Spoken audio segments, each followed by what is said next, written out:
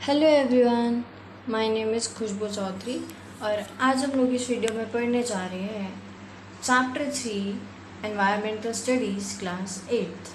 हमारे चैप्टर का नाम है अपशिष्ट एवं उसका निस्तारण। तो चलिए बढ़ते हैं अपने प्रश्नावली की ओर।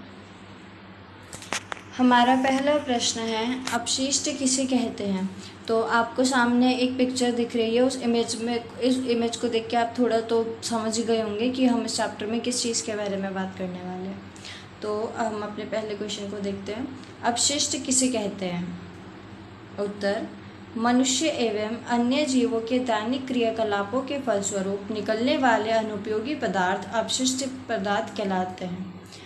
मतलब अपशिष्ट का मतलब होता है कूड़ा कचरा। तो जो मनुष्य और जो अन्य जीव होते हैं उनके द्वारा जो दैनिक क्रियाकलापों का जो फलस्वरूप निकलता है वह अपशिष्ट होता है। जैसे कि रोज़ हमारे घर में खाना बनता है, सब्जियां आती हैं, तो जो सब्जियां छिलती हैं उनके जो छिलके होते हैं वो अपशिष्ट होते हैं। ठीक है। और हमने मान लो चिप्स खाए, हमने लेज़ खाए या फिर हमने कोई भी कोल्ड ड्रिंक पी, तो लेज़ का पैकेट या फिर कोल्ड ड्रिंक की जो बॉटल होगी वो अपशिष्ट है। तो डेली जितना भी घर से जो भी मतलब जो चीज़ें यूज़ की नहीं होती हैं या फिर जिन चीज़ों का यूज़ हो चुका होता है और उसके बाद जो उसमें बचता है वो अपशिष्ट होता है। तो चलिए बढ़ते अपने दूसरे क्वेश्चन की ओर। ठोस, द्रव्य और गैसीय। तो देखो यहाँ तो आपको पहले ही समझ आ गया होगा कि ठोस यानी कि कठोर, द्रव्य यानी कि जल की पानी की फॉर्म में, वाटर फॉर्म में, और गैसीय मतलब गैस। इन तीनों, ये जो तीन हैं, ठोस, द्रव्य और गैसीय अपशिष्ट में अंतर बताते हुए इसके दो उदाहरण लिखिए। तो हम अपने उत्तर की ओर बढ़ते हैं। ठोस अवस्था में पाए जाने वाले अपशिष्ट पदार्थ ठोस अपशिष्ट पदार्थ कहलाते हैं। तरल रूप में पाए जाने वाले अपशिष्ट पदार्थ एवं अपशिष्ट कहलाते द्रव्य अपशिष्ट कहलाते हैं। गैस या धुओं के रूप में पाए जाने वाले पदार्थ अपशिष्ट पदार्थ गैसीय अपशिष्ट कहलाते हैं। जैसे कि ये तो हमें क्वेश्चन से पता चल रहा है कि जो ठोस होते हैं, जो सॉलिड फॉर्म में होते हैं, वो होते हैं जो पदार्थ ठोस होते हैं, और जो द्रव्य होते हैं वो लिक्विड फॉर्म में होते हैं यानी तरल रूप में, और जो गैसीय होते हैं वो धुएं या गैस की फॉर्म में होते हैं। तो फल सब्जियों के छिलके, प्लास्टिक के टुकड़े आदि ठोस अपशिष्ट हैं। नालियों और सीवर का गंदा पानी, चमड़ा शोधन तथा अन्य उद्योगों से निकलने वाला गंदा और विषैला जल द्रव्य अपशिष्ट के उदाहरण है। वाहनों से निकलने वाला धुआं, कारखानों की चिमनियों से निकलने वाला धुआं गैसीय अपशिष्ट का उदाहरण है। तो जैसे कि अभी हमने पढ़ा कि जो फल सब्जी का या फिर जो फल सब्जी होते हैं या फिर कोई भी प्लास्टिक की बोतल, प्लास्टिक के कोई डिस्पोजल हो गए, ये जो सब होते हैं ये होते हैं ठोस अपशिष्ट। ठीक है। जो नालियाँ, सीवर, इनमें जो गंदा पानी होता है वो होता है द्रव अपशिष्ट यानी कि जो लिक्विड फॉर्म में होता है। और ये जो वाहनों से जो धुआं निकलता है और जो चिमनी होती हैं, जो फैक्ट्री होती है, इनसे जो धुआं निकलता है ये होता है गैसीय अपशिष्ट। जैसे कि आपने जहाँ पे ईंट बनती है, जहाँ पे ब्रिक्स बनती है, वो तो आपने देखी होगी, जो उसको भट्टी बोलते हैं, वो कितनी बड़ी होती है और उसमें से पूरा टाइम कितना धुआं निकलता है, कितना पोल्यूशन होता है। और कुछ गाड़ियाँ भी होती हैं जो बहुत पुरानी हो जाती हैं, उनमें से भी बहुत धुआं निकलता है, तो वो गैसीय अपशिष्ट होती हैं। तो उम्मीद है कि आपको तीनों अपशिष्ट अच्छे से क्लियर हो गए होंगे। बढ़ते हैं अपने अगले प्रश्न की ओर। हमारा अगला प्रश्न है गैसीय अपशिष्ट पदार्थ के स्रोत क्या हैं। जैसे कि अभी हमने पढ़ा था, हम उत्तर देखते हैं। गैसीय अपशिष्ट पदार्थ के स्रोत हैं लकड़ी, कोयला, कारखाने, परिवहन के साधन, मरे हुए जीव जंतु, अंगीठी, सिगरेट, बीड़ी आदि। तो गैसीय अपशिष्ट कौन होते हैं? या तो हम लकड़ी को जलाते हैं तो आपने देखा होगा कितना काला धुआं निकलता है। कोयले से देख लीजिए, जो कारखाने होते हैं वहाँ से कितना धुआं निकलता है, और पानी भी निकलता है वहाँ से जो वो लोग वह काम करते हैं। परिवहन के साधन, परिवहन के जो भी साधन पुराने हो जाते हैं, जो भी बाइक कार स्कूटी ख़राब हो जाती है या बहुत पुरानी हो जाती है, उसमें से कितना काला धुआं निकलता है, आपने देखा होगा। उससे लोगों को सांस लेने में भी बहुत प्रॉब्लम होती है। जो मरे हुए जीव जंतु होते हैं, जो अंगीठी होती है जिस पे हम खाना बनाते हैं, रोटियां बनाते हैं गाँव में, सिगरेट बीड़ी आदि, ये सब क्या है, ये सब स्रोत हैं गैसीय अपशिष्ट के, और जो कि बहुत ही खतरनाक और बहुत ही हानिकारक होते हैं हम सभी के लिए। तो बढ़ते हैं अपने अगले प्रश्न की ओर। हमारा अगला प्रश्न है, अपशिष्ट संग्रह के दुष्प्रभावों को उदाहरण सहित समझाइए। ठीक है, तो हम उत्तर देखते हैं। अपशिष्ट संग्रह पर्यावरण के लिए अत्यंत हानिकारक है। यह मनुष्य के स्वास्थ्य पर बुरा प्रभाव डालते हैं। दिसंबर 1984 में भोपाल गैस त्रासदी में यूनियन कार्बाइड पेस्टिसाइड फैक्ट्री से मेथिल आइसोसाइनाइड यानी कि MIC गैस के रिसाव के कारण हजारों लोगों की मृत्यु हुई और लाखों लोग इसके कारण कैंसर, सांस फूलना, सिर दर्द, अंगों का सुन्न होना जैसी अनेक बीमारियों से ग्रसित हो गए हैं। तो ये तो आप सभी ने सुना ही होगा कि एक भोपाल गैस ट्रेजेडी हुई थी, भोपाल गैस कांड हुआ था। तो हम इसके बारे में थोड़ा डिटेल में जानते हैं। भोपाल में एक गैस की कंपनी थी, भोपाल गैस ट्रेजेडी जो पूरा हुआ था, उसमें हम देखते हैं कि ये हुआ था 3 दिसंबर 1984, 3 दिसंबर 1984 में।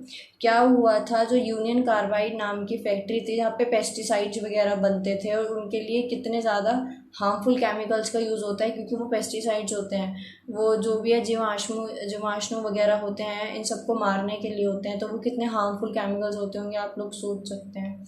तो वहाँ पे क्या हुआ था, वहाँ पे जो यूनियन कार्बाइड थी, तो ये जो वहाँ पे कंपनी थी वो भारत से तो खैर वो चल ही रही थी, साथ में अमेरिका से भी उसमें काम हो रहा था, दोनों कंबाइन होकर उसको चला रहे थे। तो वहाँ पे क्या हुआ था, जो पुराने कुछ लोग थे उन्हें निकाल कर, और वहाँ पे पैसे बचाने के लिए बहुत कम लोगों को, नए लोगों को रखा गया, लेकिन बहुत कम, और जिसकी वजह से हर चीज़ पे प्रॉपर ध्यान नहीं दिया जा रहा था, और ताकि काम ज़्यादा हो, मतलब लोग ज़्यादा हो और काम वो जल्दी जल्दी कर दे, तो लोगों को रखा गया, उनको पैसे दिए गए, और जो इतने टाइम से टैंक वगैरह थे उनकी वहाँ पे कोई सेफ्टी नहीं रखी हुई, जिसकी वजह से 3 दिसंबर 1984 को रात 12 बजे के आसपास टैंक नंबर 610 में MIC यानी कि मेथिल आइसोसाइनाइड गैस जो थी, उसका जो टैंक था, टैंक 610, उसमें पानी भर गया और उससे रिएक्शन हो गया।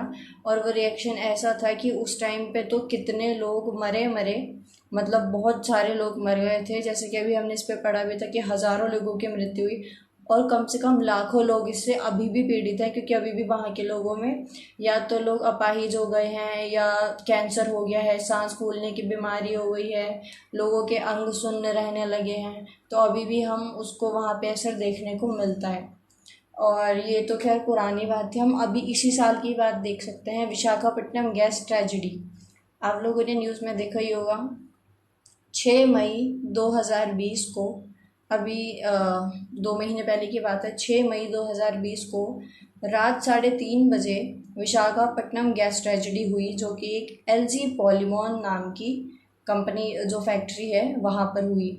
और यहाँ पर भी इतने लोग इससे प्रभावित हुए हैं, लोगों की मृत्यु तो हुई है, साथ ही साथ लोगों को, मतलब कि 2.5 घंटे के अंदर ये हुई, और इसमें लोगों को इतना टाइम भी नहीं मिला कि आसपास के लोग कहीं दूर जा पाएँ। लोग पानी में जा रहे हैं, गिर रहे हैं, लोग हॉस्पिटल्स की ओर भाग रहे हैं, लोग अपनी सांस बचाने की कोशिश कर रहे हैं, लोगों का दम घुट रहा था। तो कितने लोग इससे प्रभावित हुए।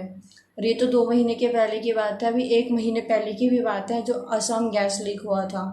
असम गैस लीक में, जो असम एक तिनसुकिया ज़िला है, वहाँ पे 1 महीने पहले गैस लीक हुआ था, जिसकी वजह से जो असम के ऑयल इंडिया का जो कुआं है उसमें 14 दिन तक गैस लीक होती रही, जिसकी वजह से असम के ऑयल इंडिया का जो कुआं है उसमें आग लगी, और इतनी भीषण आग लगी कि आग की लपटें आसमान को बहुत छू रही थी, और 14 दिन तक कंटिन्यूसली वहाँ पे गैस लीकेज होता रहा।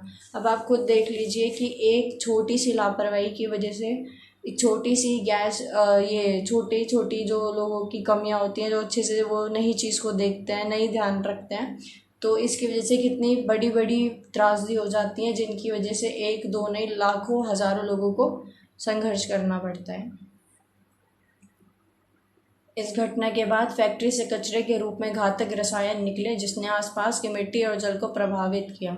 इन अपशिष्ट का दुष्प्रभाव आज भी वहाँ की पीढ़ियों में देखा जा सकता है, क्योंकि उस टाइम लोगों को सांस नहीं आ रही थी। बहुत सारी लेडीज़ हो सकता है उस टाइम पे प्रेग्नेंट हो, तो जो उनके बेबी था उनको भी फिर बहुत सारी प्रॉब्लम हुई होगी, क्योंकि जब उनको सांस नहीं आ रही होगी तो ऑब्वियस सी बात है उनके बेबी को भी कोई ना कोई प्रॉब्लम हुई होगी, जिसकी वजह से अब जो पीढ़ी आ रही है उनमें भी बहुत से लोगों में सांस लेने की दिक्कत, कैंसर आदि इन जैसी बीमारियां देखी जा रही है। बढ़ते हैं अपने अगले प्रश्न की ओर। सोखपीट बनाने की विधि लिखिए। तो सोखपीट हम देखते हैं। सोखपीट बनाने के लिए जमीन में एक 3 से 4 फीट गहरा चौकोर गड्ढा खोदा जाता है। इस गड्ढे की तली पर ईंट तथा पत्थर के टुकड़े डालकर उनको बालू की परत से ढक दिया जाता है। इसके बाद इसे नाली द्वारा पानी बहने के स्थान से जोड़ दिया जाता है तथा ऊपर से ढक दिया जाता है। इस प्रकार सोखपीट बनकर तैयार हो जाता है। जैसे कि आपको एक इमेज दिख रही है, ये कुछ ऐसा ही बनता है। इसमें क्या होता है कि मैं आपको आसान भाषा में समझाती हूँ। हमारे किचन में जो सिंक होता है उसमें जो भी हम अपने बर्तन साफ़ करते हैं या फिर जो हम मान लो हम कुछ दाल वगैरह बनाते हैं तो वो बहुत सारी गिर जाती है, या खाना जो हमारे बर्तनों में रह जाता है वो सारा पानी और वो सारा जो खाना होता है वो सारा उन पाइप में से निकल के सीधा खुले में गली में जाके नहीं गिरता।